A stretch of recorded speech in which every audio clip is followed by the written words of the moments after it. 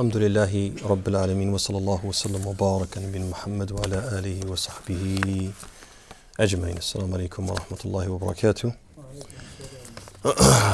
Jazakumullah khairan to all of you for coming. And tonight, inshallah ta'ala, we'll continue our commentary on Kitab at-Tawheed, Imam Mujaddid al-Muslih Muhammad ibn Abdul Wahhab. And we'll be looking at a collection of chapters, chapters 45 through 48, inshallah ta'ala, tonight. They are relatively short chapters, and they have a common theme. And the common theme is that the Imam in these chapters, he begins this series where he explores al-adab ma'allah, al-adab ma'allah. So basically the etiquettes, the manners, and the level of respect that we must always maintain towards Allah subhanahu wa ta'ala. And some of the etiquettes that he addresses are required, while others of these etiquettes are simply recommended. And the first of these etiquettes is presented in the chapter number 45, which he entitled Babu man sabba ad-dahr faqad adha Allah. He who curses time has offended Allah.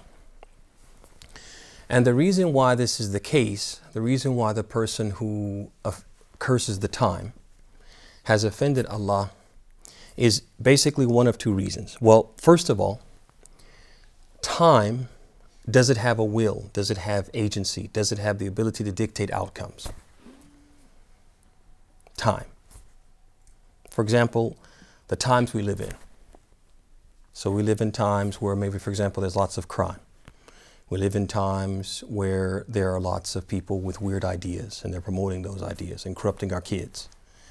The time itself, the era that we live in, the period that we live in, does it have will? Does it have agency? No. You guys understand? I'll give you a different example so we can see what I mean by will and agency. Like suppose a person had a cat, they had a dog, they had a donkey. And they were doing something with that cat, that dog, or that donkey, and the cat scratched them. The dog bit them. The donkey kicked them, right? Maybe kicked them and, kicked them in the face and broke their jaw. And they began to say, you awful, terrible, they start saying bad things about the cat or the dog or the donkey. Would that be inappropriate? Why wouldn't it be inappropriate? The cat, does it have will? No. Does it do things on purpose? Absolutely. A cat doesn't have will. It doesn't do things on purpose. So for example, you do something to the cat and it doesn't scratch you on purpose in retaliation. That doesn't happen? That's not a reality? No. That is a reality, huh? Yes or no? You guys agree or no? Yeah. Mumtaz. Okay, you're playing with the dog. You do something the dog doesn't like and he bites you. The dog has will. The dog has agency. It did that on purpose, right? Did that in retaliation for what you did, okay? You were behind the donkey and you touched it in a way it didn't like, it didn't appreciate, and it kicked you, okay? All these three things, they have will, they have agency, and they're able to what? To do things with intent. Let's go to something like the wind, okay? You're in your backyard and you're trying to put up a fence. And you take a piece of the fence and you set it up the way you need it and you reach to get a tool and the wind blows the fence down. So now you have to put down your drill, you have to put down the nails and try to get that fence perfectly positioned again. And you do that, and as soon as you turn and reach to get that drill and those nails or screws or whatever, the wind knocks it down again. And you start saying, curse the wind. You start cursing the wind. Does the wind have agency? No. Does the wind have will? No. It doesn't have will.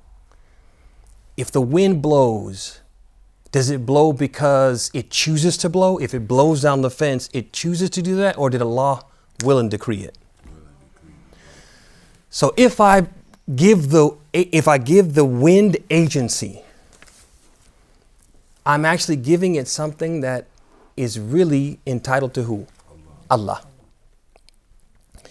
And if I blame the wind for its actions, whose actions am I really blaming? And therefore, who am I really blaming? Allah. You guys see that? So that's why the Imam, he titles the chapter, he says, Babu man sabba dahar faqad adallah. The one who curses the time has actually what? In a roundabout way, he cursed Allah. So he's offended Allah because the time doesn't have will. It doesn't have agency. The wind doesn't have will. It doesn't have agency. The weather doesn't have will. It doesn't have agency. And so we have to be very careful because sometimes we say things out of frustration and in a roundabout way we are disrespecting Allah subhanahu wa ta'ala and violating the adab, the manners, the etiquettes, and the level of respect that we're supposed to maintain towards Allah subhanahu wa ta'ala. And this is what is intended by the ayah, which the Imam cited in the chapter. It's the ayah from Surah Al-Jathiyah, the 45th chapter, verse 24. He says, وَقَالُوا مَا هِي إِلَّا حَيَاتُنَا الدُّنْيَا نَمُوتُ وَنَحْيَا وَمَا يُهْلِكُنَا إِلَّا الدَّهْرُ. He says, and they say, there is nothing but our life of this world. We die and we live, and nothing causes us to perish. Nothing causes our life and our death except the passage of time. So basically, when they said that, in effect, what are they saying? That the dahr, the passage of time, or time itself, is what gives them life and ultimately causes their death. Does time, or the passage of time, does it actually give life and cause death? So they're giving a quality to a dahr which should only be given to Allah. And so Allah is mentioning this fi sighat them. He's mentioning this in a way to criticize them for doing this because they are in effect wronging Allah, insulting Allah, offending Allah by giving a quality that belongs to Him to something besides Him. You guys see that? طيب. We also see it in the hadith of Abu Hurairah, which he also quotes. And that's the hadith where he says, قال الله تعالى يؤذيني ابن آدم يسب الدهر وانا الدهر أقلب الليلة والنهار. He said, Allah said, the son of Adam wrongs me, for he curses ad-dahr, he curses the time. Though I am ad-dahr, I am the time. In my hands is all what? All things. I cause the revolution of the day and the night. And so basically, when a person curses the time for Allah's actions and His decrees in that what? In that time, he's in effect cursing Allah, offending Allah, insulting Allah. And there are things that we say that are akin to this because why? What is the general principle? Allah and His Messenger are not speaking specifically about a dahr only, the time, but talking about anything which doesn't have will or agency and doesn't have the ability to dictate outcomes intentionally. So for example, the wind. We gave the example of the wind. Also weather, extreme weather conditions. So sometimes, for example, it might be like really, really hot. And people will curse the heat, will curse the weather. Or at the very least, and this is more common, we'll speak about the weather in a way which is indicative of our displeasure, our dissatisfaction. Oh, it's so hot. We'll say things like that. And in this way, what in effect we're saying we're displeased with the heat. We're displeased with the conditions. And is the weather itself making it hot? No. It's what? It's Allah. So if we're displeased with it and we express our displeasure, we're in effect, by extension, expressing our displeasure with Allah Himself. Similarly, inanimate objects. And we can give examples of that. For example, that piece of fence that keeps falling down. So I get to what? Kicking the fence and cursing the fence. The fence is not what? It's not falling to frustrate me. It's not trying to annoy me or vex me. The fence has no what? It has no will. It has no irada. And the fence is falling because what? Because Allah willed it. Okay? So we shouldn't say, for example, curse the wind. Look at all the damage it has caused. The wind hasn't caused the damage. The wind isn't the real sabab. It's not the real musabbib, the causer. The causer is who? Allah. Or we say, for example, it's so hot, and we say it in a way which is what? Which expresses, or what we mean by it inside, is that we're displeased. We're displeased with what? With the heat. So we have to be very careful with that. Because we're human, and sometimes we go out, it's hot, and we what? We express our displeasure almost what? Almost naturally without thinking it through. But we have to understand in our religion, we have a certain level of etiquette that we have to observe with Allah. And we have to be very careful about expressing displeasure about His actions and attributing those actions to what? To these inanimate objects. Now, are there any exceptions? Certainly there are exceptions. And the exception to the rule is that, for example, let's say a person did say it was hot.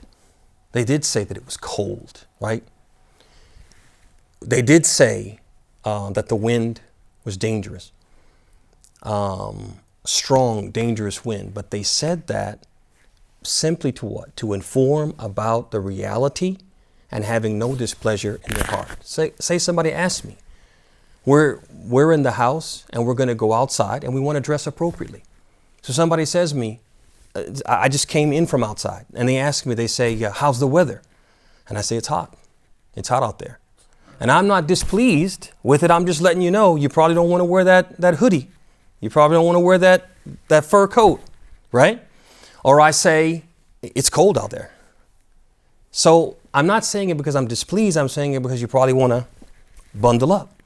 Or I say, for example, you're going to go down the road to get something. And you say, what's the weather like? I say, hey, it's a very strong and dangerous wind out there. You need to be careful because you're going to be on that one road and there's no trees. And the wind, when it comes off when it comes from east to west, it can blow you right off the wall. You need to be careful. So I'm informing them. I'm not expressing displeasure. So that's perfectly acceptable. But we know inside ourselves when it's this or that. And so we have to be very careful, because if we know, certainly what? Allah knows, right? طيب. ثم بعد ذلك, the next etiquette that the Imam mentions comes to us in chapter 46. And he entitled that chapter, I think he said it, let me just see the wording in Al-Arabi. He said, نعم التسمي بقاضي القضاة أو حكم التسمي بقاضي القضاة ونحوه. So in that chapter, he says the ruling, or the chapter concerning the ruling of the one who named himself with judge of judges and the like. So now this etiquette, as you can see from the title, is related to titles and monikers. Titles and monikers. So you have names that people will call themselves, and some examples would be, he gave the example of judge of judges. Another example would be king of kings, master of masters, right? And similar names which imply absolute superiority. When they're said void of context, if you just say it like that, you say judge of judges, king of kings, master of masters, Lord of lords. You say it void of a context in an absolute sense. These types of names only befit who?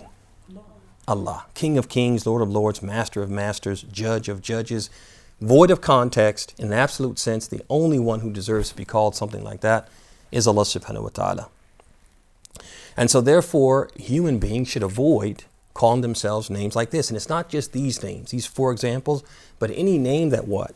Indicates this is absolute superiority, that a person is just totally superior over anything and everything. Because when you say it like that, King of Kings, it includes all kings, and one of the kings, the king, is what? Is Allah. So when you say King of Kings, it encompasses what? All the kings, including Allah, Lord of lords, master of masters. It's just not befitting except for Allah in that context. An exception, or the exception to the rule, would be when there's a clear context that indicates that the term is being used in a limited sense. So for example, let's say a person said judge of judges, but what he meant was, or from the context you could tell, he was talking about a specific judiciary, right? Let's say there's 5 judges, 7 judges, 9 judges, and one of them is what? He's the supreme justice for those what?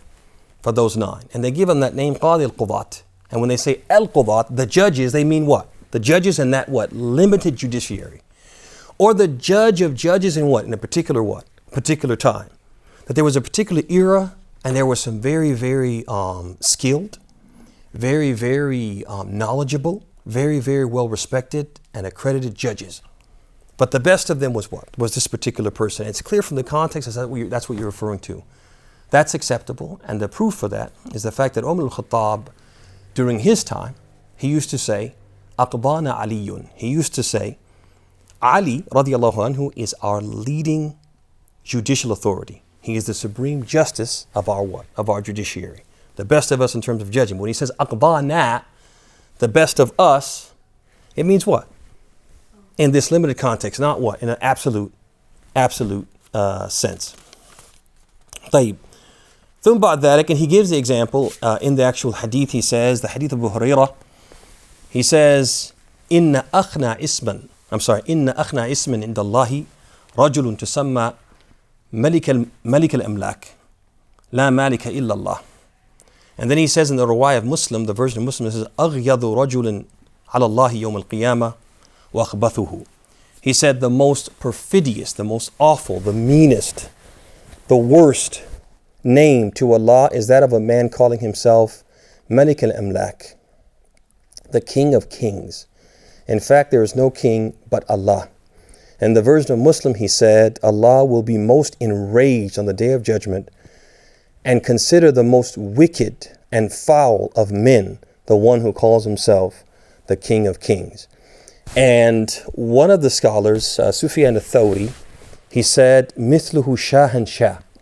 And he used the Persian of it to say what? This is not something specific to the Arabic wording. In any language, when a person uses a term like this to describe himself, it's not befitting. So in our language, in the language of English, we would say King of Kings is not appropriate. Lord of Lords is not appropriate. Master of Masters. And also it applies to any name, not just those 4 examples we gave, but any name or any title or any moniker that would fall into that category where a person is giving themselves absolute what? Superiority. ثم بعد ذلك, related to this or similar to this is the next etiquette that he mentions in chapter 47. And that is the chapter which he entitled, again, let me see, a lot of what he say. He said, احترام أسماء الله, احترام أسماء الله, أسماء الله تعالى, وتغيير الاسم لأجل ذلك. So he says that one must respect, or the chapter indicating that one must respect the names or have respect for the names of Allah and change his name for the sake of Allah. Change his name for the sake of Allah, or to show his respect for Allah. So basically what this chapter is talking about in terms of etiquettes is to avoid nicknames and forms of address that are braggadocious, self-glorifying, condescending, etc. And this is true for both names and surnames. So names would be like something somebody is called, and name, the name they're given at birth. What do we mean by surnames? Anybody know what a surname is? That's in English. Your last name. Actually, the surname in Arabic is the name of the eldest child, or eldest son, I should say, preceded by ab or So for example, we say Abu Hamza, Abu Ishaq, Abu Habib, right? Or kada, right? That's what we mean by, here what we mean by surname, okay? And this is a very common, kunya. It's a very common term of endearment and term of respect in the Arabic culture, Arabic Islamic culture, I should say, right? So when we talk about this respect for the names of Allah, which is how the Imam entitled it, but we're going to see it's the actual hadith gives a little bit different indication, but the most important thing is that a person should not have a first name that implies being braggadocious or self-glorifying or condescending, and he shouldn't have a surname that says that either. And we're going to see from the hadith an example of that in the surname. طيب, so the hadith says, عن أبي شريح أنه كان يكنى أبا الحكم. يكنى أكيد يكنى. أي أنه كان يكنى أبا الحكم. فقال له النبي صلى الله عليه وسلم إن الله هو الحكم وإليه الحكم. فقال إن قومي إذا اختلفوا في شيء آتوني فحكمت بينهم فرضي كلا الفريقين. فقال ما أحسن هذا، فما لك من الولد؟ قال شريح ومسلم وعبد الله. قال فمن أكبرهم؟ قلت شريح. قال فأنت أبو شريح. So in this hadith, the Prophet, he had a companion who his name, before the Prophet met him, was Abul Hakam, right? The father of judgments, or the father, like basically the man when it comes to adjudicating and arbitrating between people. So that's what, and it had nothing to do with a child that he had by that name. It's something people named him because they liked the way that if they came to him with a problem, he would solve the problem. If they came to him with a dispute, he would solve the dispute in a way that satisfies everyone. So when the Prophet found out about this name, he said, Inna Allaha huwa al-Hakam wa ilayhi al-Hukm. He said, Allah is the Hakam. So it's not appropriate for you to call yourself Abu al-Hakam, right? Which would mean the father of al-Hakam, which is a name from the names of Allah, right? Wa ilayhi al-Hukm. And he's the one that people should turn to for what? For judgment in their disputes. So it's like the Prophet is saying this name isn't appropriate, right? And notice he said that before knowing the reason why the man was called by that name, before he told him the justification for it. So the man said, I just want to explain why they call me that. It's not like what you think. Basically, the people in my tribe or in my community, they respect my judgment. And whenever they have a problem, they'll come to me and I'll adjudicate between them. And everybody's always satisfied with my judgments and my decisions. So that's why they call me Abu al-Hakam. So the Prophet, he said, Ma ahsanu hadha. Wow, that's nice. Then he what? He said, do you have any children? He said, yeah, I have children. He said, what are their names? He said, Shurayhun wa Muslimun wa Abdullah. So he said, which one of them is the oldest? And the Prophet said, Shurayh. He said, then after this, from henceforth, you are Abu Shurayh. I mean, don't call yourself Abu al-Hakam. طيب. So there's a few things here. First of all, the Prophet ﷺ, he disapproved of this surname. He disapproved of this kunya, Abu al-Hakam. And he did this before knowing what? Before knowing the reason. Right? It's just, this is a name that it's making you're making yourself bigger than what you deserve. Irrespective of whatever justification you're going to give, it's too much because it's a name, honestly, that only befits Allah. That's why the Prophet istankarahu. He didn't approve of it. He disapproved of it. So then he said, the man, he said, well, it's because of this, that, and the other. And the Prophet said, Ma ahsanu hadha. He said, that's nice. Meaning it doesn't change the reality. Even if they have a justification for calling you that, it's still not appropriate for you to call yourself that. It's just what? It's just too much. So he gave him what? A better option. He didn't call him names. He didn't tell him, that he was an awful person. He understood that he didn't know any better and he had good intentions. It's just what? His intentions didn't justify his actions, which is important. Because in many cases, people will do the wrong thing. And when they do the wrong thing and they're taken to task, they'll say, I have good intentions. Good intentions is one thing. We can't just have good intentions and do the wrong thing. We have to have good intentions and do what? And do the right thing. So the Prophet said, Ma ahsanu hadha. That's nice. But you still can't have that name. So we gave him what? An alternative, which is important too. That whenever we're going to tell somebody, hey, you can't do this, we give them what? The right alternative. We don't just what? We don't just, badger them for doing the wrong thing. We tell them what? What's the right thing? So he said, Ma laka min walad? He said, do you have any sons? And the man said, yes, I have 3 sons. And he mentioned their names. He said, so which one of them is the eldest? And then he told him, فَأَنْتَ أَبَا شُرَيْ. So what does that teach us? It teaches us that it's mustahab, it's preferred, that when a person can take a kunya, they take the kunya of the eldest boy, right? The eldest male, right? And so that's what we learn from this chapter in terms of the etiquettes, ma'allah, is that we should avoid nicknames which are braggadocious, they're condescending, they're self-glorifying, and they're self-glorifying in a way which it almost seems like this type of language should only be used for who?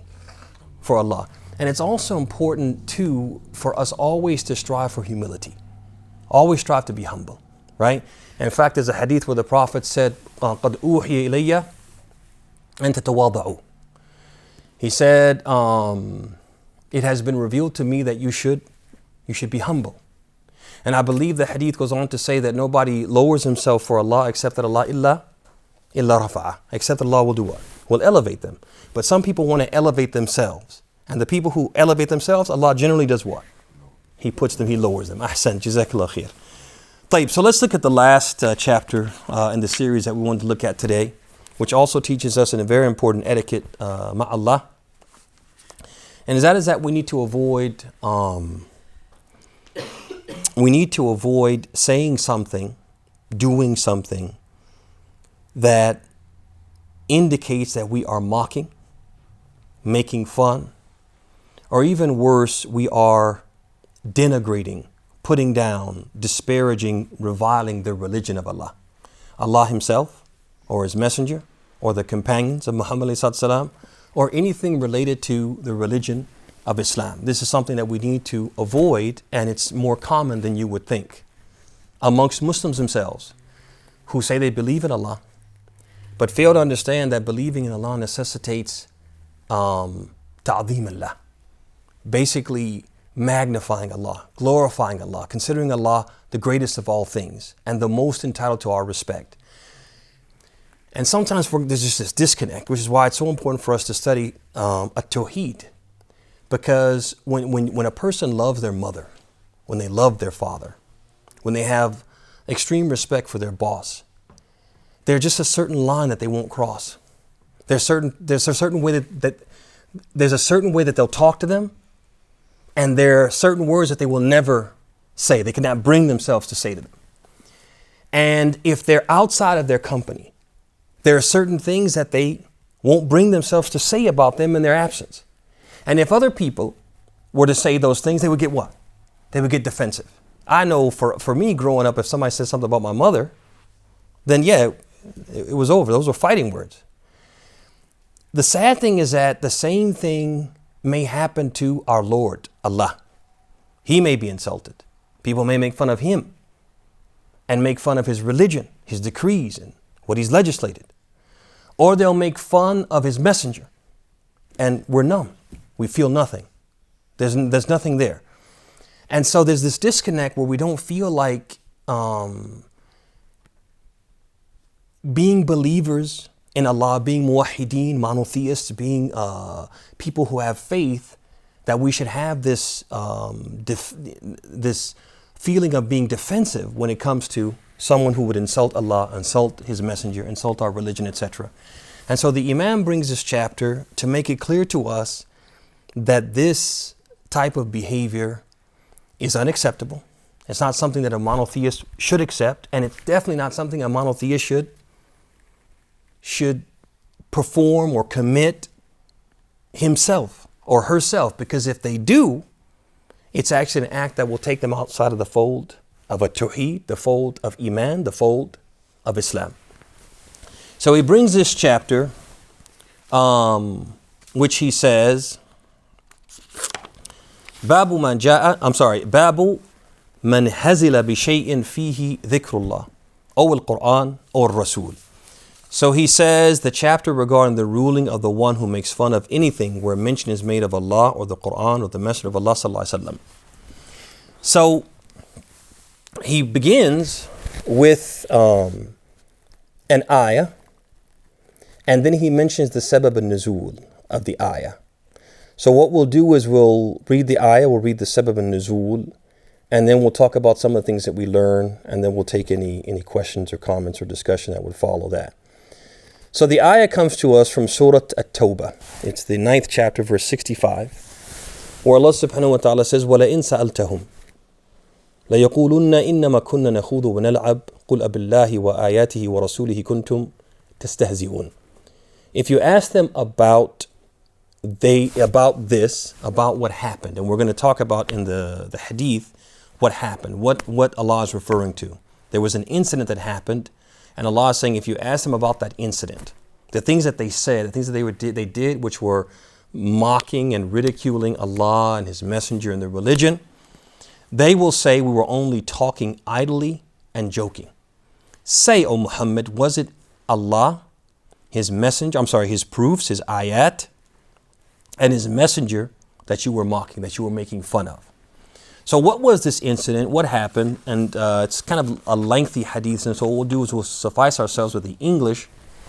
And so it says, in the course of the campaign of the Battle of Tabuk, a man came up one day and declared.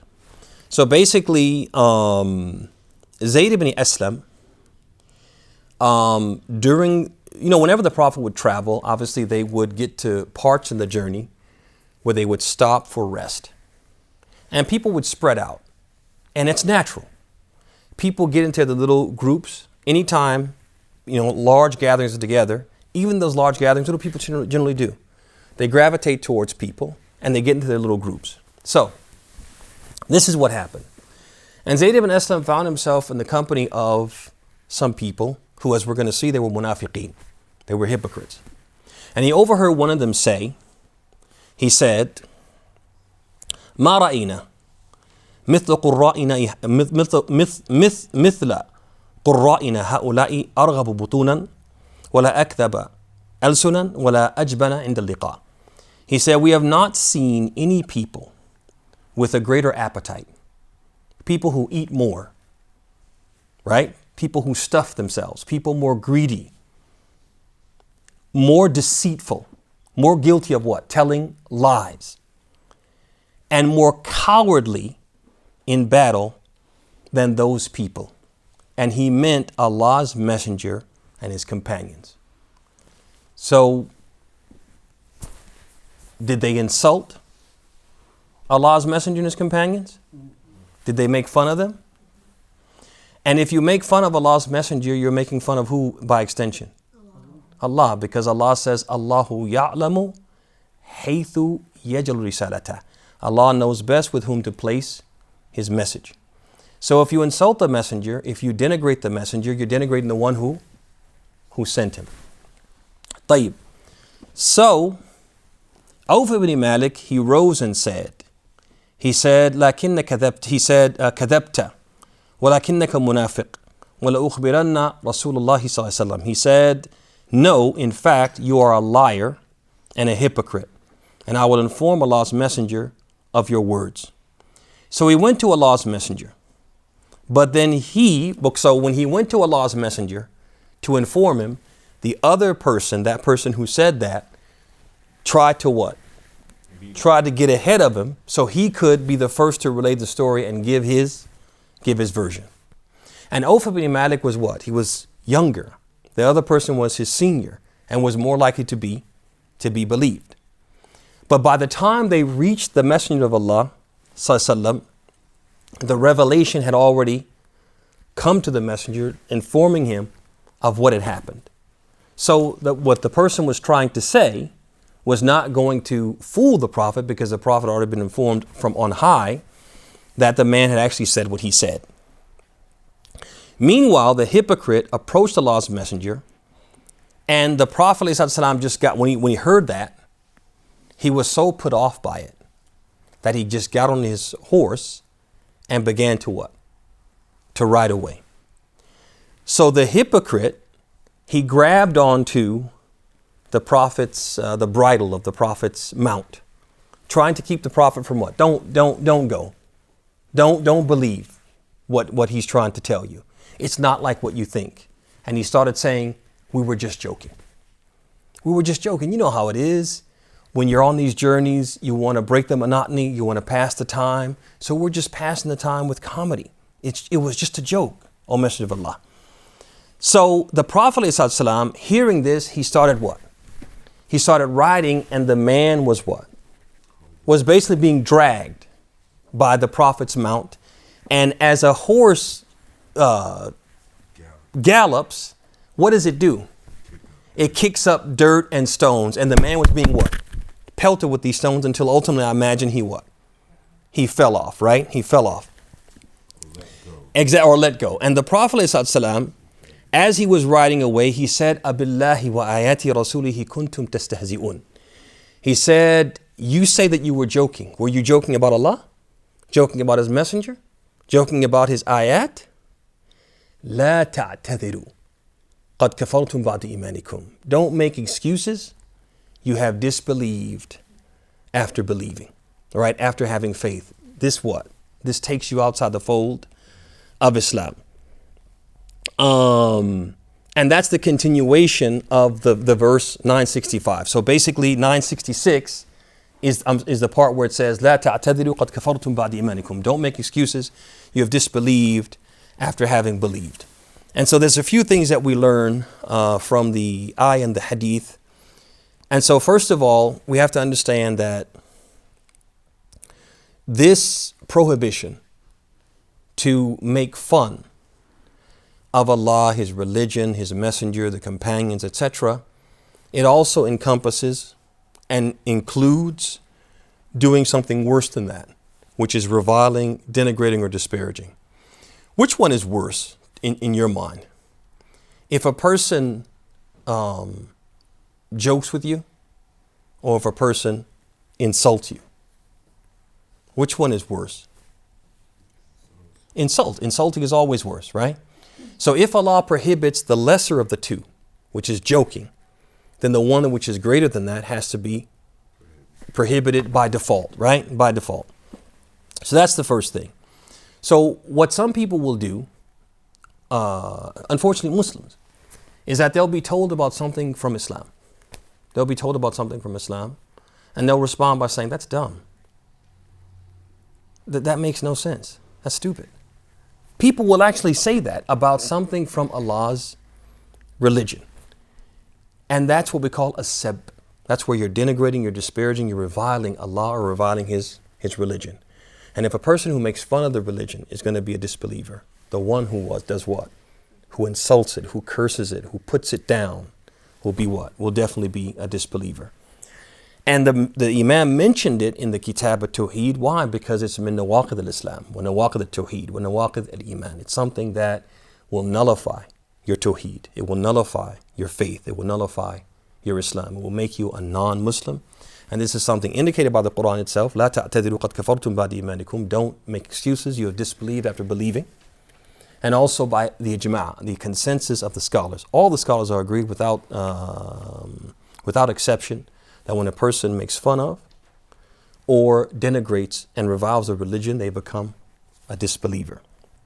Now, sometimes when people do this, their mocking and their cursing of the religion or denigrating of the religion is what we call sarih. It's unequivocal, it's unmistakable. I mean, there's no way to interpret it other than what? You're putting down the religion, you're mocking the religion. And sometimes, sarih. Eh? So sometimes it's sarih and sometimes it's not intentional, it's inadvertent. It's not intentional, it's inadvertent. So for example, when the Jews and Christians say things like, Jesus is the Son of Allah, for example. Jesus is the Son of God. That's an insult. But they don't mean it as an insult. They actually think that they are glorifying Allah. When they say and they put on their bumper stickers, God is my co-pilot. Now just think about that, for example. And a lot of times I say these things and I don't think them through. It's like, just think about that for a second. You have in the plane, you have the pilot and the co-pilot. Are they equal? No. The pilot's what? Superior. The co-pilot is what? He's a subordinate. The co-pilot has to do what the pilot says. He has to follow the pilot's lead. So when you say God is my co-pilot, in effect, what are you saying? Yeah, he's my subordinate. He has to do what I say. But that's not what they mean. They mean that, he's always with me. I'm always, taking his advice. I'm always, exactly, he's guiding me, etc. They mean it in a good way. But in reality, they're insulting Allah. They're making fun of Allah, etc. and so on. So sometimes what happens is that, and this we have to pay attention to. And this is why Ibn Abbas, he said that a shirk, he says, akhfa min dhabib an-namal. He said that a shirk, idolatry and polytheism, is more inconspicuous than the walking of an ant on a black stone on a moonless night. Sometimes you just don't detect it. And I'm telling you, if you were to sit with a Christian colleague and say, who has that bumper sticker, and say, you're insulting Allah. And they were like, no, I'm not. I love God.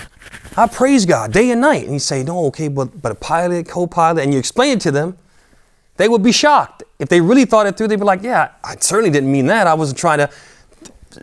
The point being is that there are things that we can say, sentiments that we can hold and harbor and believe that it's perfectly fine. I mean nothing but respect to Allah. But in fact, we're disrespecting Allah. So we have to be very careful about that. If we look closely at the ayah itself, it tells us obviously that making fun of Allah, His messenger, the religion, His companions, is a form of what? Is a form of disbelief. It'll make you a disbeliever. And so we have to be very careful about that. It is disbelief whether we say it and we are just kidding, or we say it and we're serious. Because when the man said, إِنَّمَا كُنَّا نَخُوضُ وَنَلْعَبُ, we were just joking. We're just trying to pass the time. Allah didn't say that was false. Allah acknowledged that really was their intention. But that didn't change the result. That didn't change the ruling of their actions. That behavior is unacceptable and it's disbelief whether you do it jokingly or you do it seriously. ثم بعد ذلك, these people who did this, they were hypocrites. But they were people who were presenting themselves as believers. And so the message that Allah is teaching us is that when people present as believers and they do something which is disbelief, then that belief is undermined and nullified by that behavior. And so if they were believers, actual believers, and they did the same thing, the ruling would be what? Would be the same. Would be the same. So that's why he said, قَدْ كَفَرْتُمْ بَعْدَ إِيمَانِكُمْ. So if you were true believers, you undermine that true belief. And if you were believers only on the outside, then the little belief that you had on the outside was also what? Was undermined. And all that was left was what? Was the reality that was on the inside, which was disbelief in the first place. ثم بعد ذلك, there's something which is associated with this.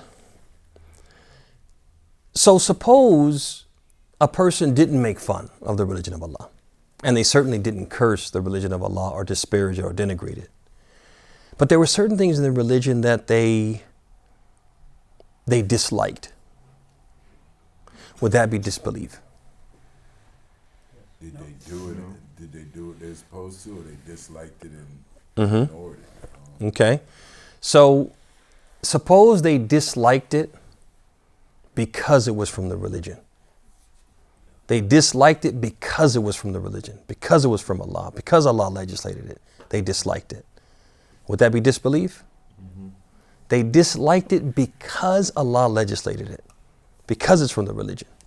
Meaning, let's say, for example, that let's say a person was in the habit of using the tooth stick, as-Saafiy, and they had no idea that it was from the religion. Then they found out it was from the religion. Allah loves it, as the Prophet said in the hadith. He said, as-Siwak matharatun lil-fam mardatun lil-Rabb. He said the siwak, the tooth stick, is something which cleanses the mouth and pleases the Lord. So he found out about that and said, you know what? I don't even want to do that. I don't want to do that. I don't want to do that because, it's from that religion. So he disliked it because it was from the religion. What do you guys think? Is that disbelief?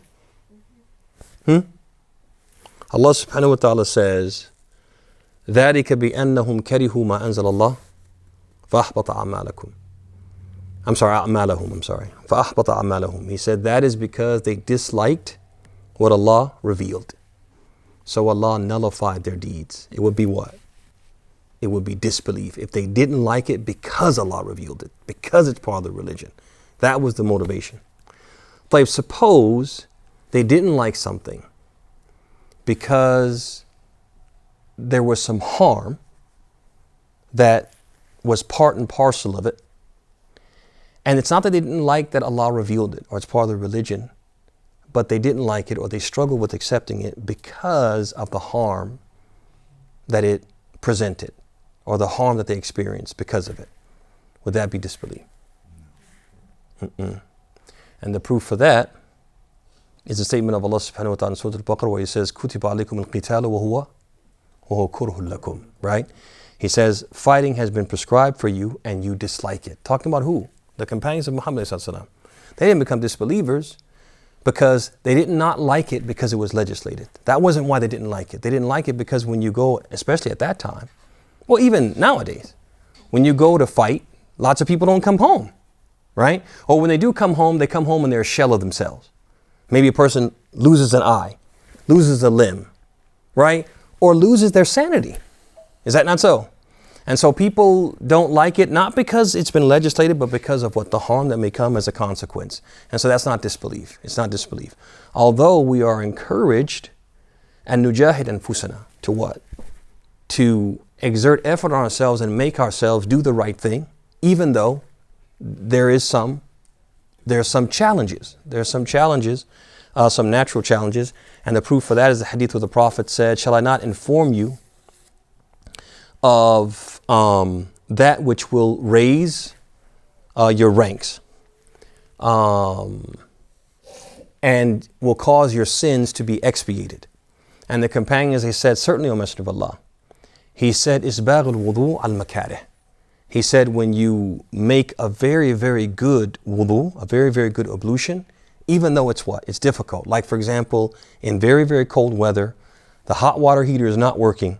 And when that water comes out of the tap, it's like ice water, right? But you do what? You still make a what? A good wudu, right? You don't make that where you're just kind of like throwing water on yourself, but you make a good wudu, right? So we're supposed to exert ourselves even when there's what? There is some difficulty, some hardship in doing what Allah has revealed. We're supposed to do that. Tayyib, couple more points and then we'll close out with that. It's very important that we understand that sometimes a person can insult Allah. He can denigrate the religion of Allah. He can make fun of the religion of Allah, and he can do it inadvertently. He can do it unwittingly. They don't realize that they're doing that. Totally oblivious to what's going on. So you have some people, for example, they do it intentionally. So they'll see a woman who wears a face veil, and they'll say, look at that ninja. Okay? They know what they're saying, and they're intending to make fun. But you have other people who will do and say things erroneously, just out of error, and they're insulting Allah by doing so, but they totally are oblivious to that. So for example, and in the first case, the person is what? Has committed an act of kufr.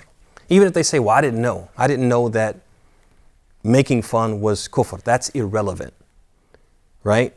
You know that what you did was making fun, right? Yes, I know that. Then it applies to you. But suppose a person knows that it's wrong to do that, but they don't know that what they're doing constitutes that. So for example, it's not uncommon for people, especially those who are, it's common for people who Arabic is not their original language, but it's even common for people who Arabic is their original language. When they make the adhan, they elongate the ah sound in akbar. So they'll say, for example, instead of saying Allahu Akbar, they'll say Allahu Akbar. And that changes the meaning. So akbar, the greatest. Akbar comes from kabar, which means tabal, a drum. So if you say akbar, and it's not uncommon, whether from Arab speakers or non-Arabic speakers, and that basically means Allah is drums.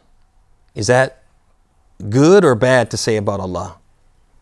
That's bad to say, but the person who's saying that has no idea that they're insulting Allah. And so they would not fall into this category, but they would need to be educated. And so it can happen that we might sit with someone, they say something, say, whoa, you shouldn't be saying that. And they really have no clue that what they're saying constitutes that. And so we should just educate them, and we shouldn't judge them or call them disbelievers, etc., and so on. And with that, we bring our commentary on those 4 chapters to a close. Any comments, questions, or critiques? تفضل شيخ. You can just touch on people who take the names, like the name of Allah, the permissibility on that, without the Abdur in the front, or permissibility of like being named after an angel or something like that. Hey, so the first part, naming yourself with the names of Allah, not prefaced by abd or amma. This is absolutely prohibited, and it's part of the meaning of Tawheed al-Asma wa Sifat, the monotheism of in terms of Allah's names and attributes, is that we don't name ourselves with Allah's name unless it's preceded by abd or amma, slave of or servant of, etc. And so, yeah, it's totally prohibited. This is not something where there's any disagreement. And a lot of people do that out of ignorance. They do it out of ignorance. In certain cultures, you'll have people with a name like, for example, Ar-Rahman. Yeah, it should be Abdur Rahman, but they might actually be named Ar-Rahman. They might be named Ar-Rafi', right? Yeah, that might be the actual name, Ar-Rafi'. And so, yeah, this is totally inappropriate. But if you don't put that one, it was just like Rahim. You're not like. Hey, yeah, if there's no L, there are certain names where that's acceptable. For example, Aziz without L. Yeah, there are certain names, but there are some names which are completely. Huh? They changed it to Aziz. No, a person could be named Aziz. Look in the Quran, Surah Yusuf, right? وقالت امرأة Al-Aziz, right? So, but there's some names which are completely khas. They're completely specific and exclusive to Allah. And so even those names, whether they have L or no L, would not be acceptable, like Rahman, right? No one should be called Rahman. No one should be called Allah. Yeah, so there are certain names that regardless of the circumstance, they should not be called. But then there are some names, if the L is removed, it's perfectly fine. And then the next question is with respect to the names of the angels. There is some debate amongst the scholars regarding the names of the angels. And Allah knows best. The best of those opinions is that the names of the angels should be avoided.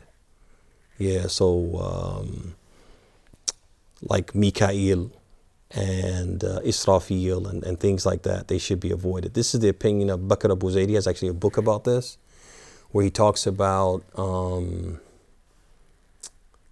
I want to say he talks about naming in general, and specifically giving advice to parents when they're going to name their children.